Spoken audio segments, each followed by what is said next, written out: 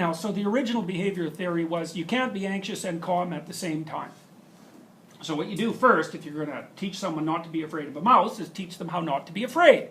So you put them in a chair and you do a relaxation exercise with them, and then you show them a picture of a mouse, and you say, just breathe, you know, calm down. And so they calm down, and then sooner or later they can look at the pictures of mice by themselves, and then maybe you could throw a stuffed mouse at them, and then maybe, you know, they could walk by a pet store and look at a mouse, and so on and so forth until you get them like holding rats.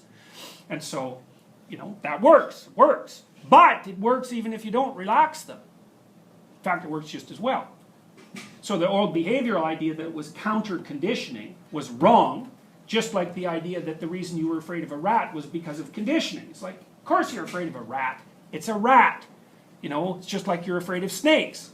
You know, to a lesser or greater degree. And people actually become more afraid of snakes as they get older, interestingly enough, which is not what you'd really expect, right? Unless it was a biological function.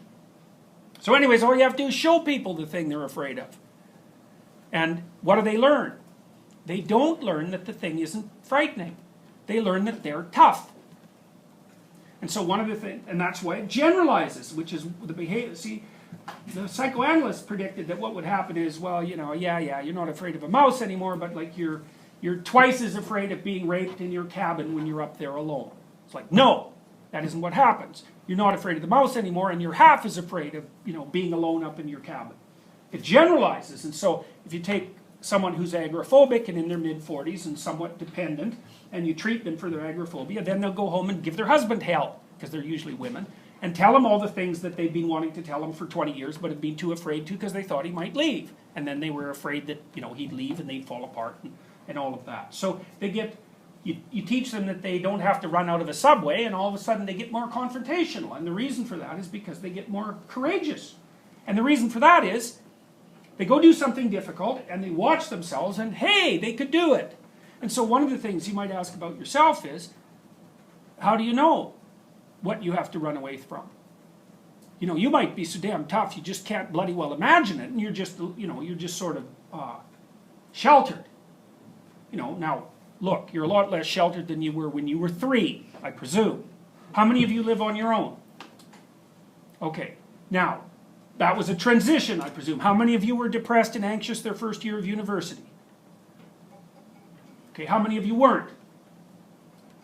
Okay, so it's about 50%. Well, that's about right. About a third of first-year U of T students meet clinical criteria for depression according to the Beck Depression Inventory. Well, why? Well, it's hard. You know, you leave your family, you're kind of protected there. You go out, you have to figure out all the things you have to do to keep yourself alive, and then you have to go to university, and they're going to give you an impossible amount of work that no one could ever possibly master.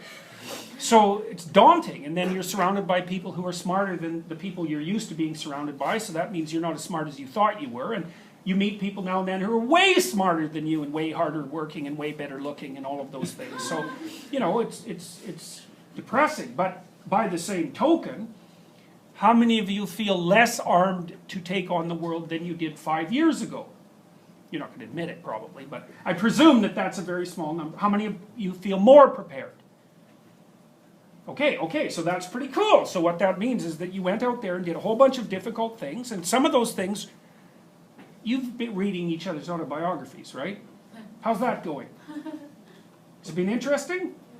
Yeah, is it worthwhile? Yeah. Anybody think it isn't worthwhile? I really want to know, you know, because, you know, it's kind of an experiment in some sense to see how this is working. What's good about it? That you can get to know the stranger on like the deepest level possible. So why do you like that? Because it makes the class feel more like authentic.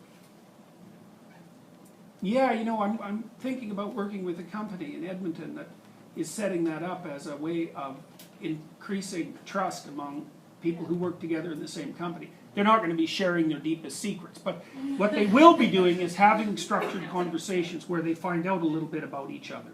You know, and it's sort of, it seems like to have a relationship with someone, you kind of have to get to know their hierarchical structure, right? And if it's just the tiniest things, well, that person sits at the desk and types, well, it's a shallow relationship.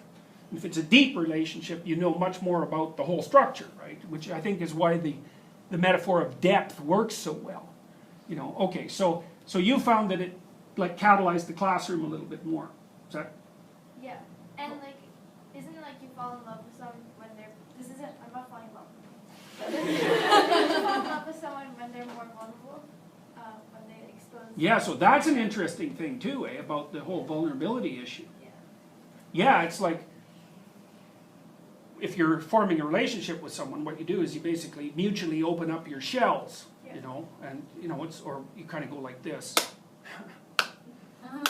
You know, and if it has to close permanently, well then you go. But yeah, so that's another thing that's interesting too, because what it implies is that unless you, you know, voluntarily expose your vulnerabilities, you'll never find a partner, or they won't be a real partner because they don't know who the hell you are.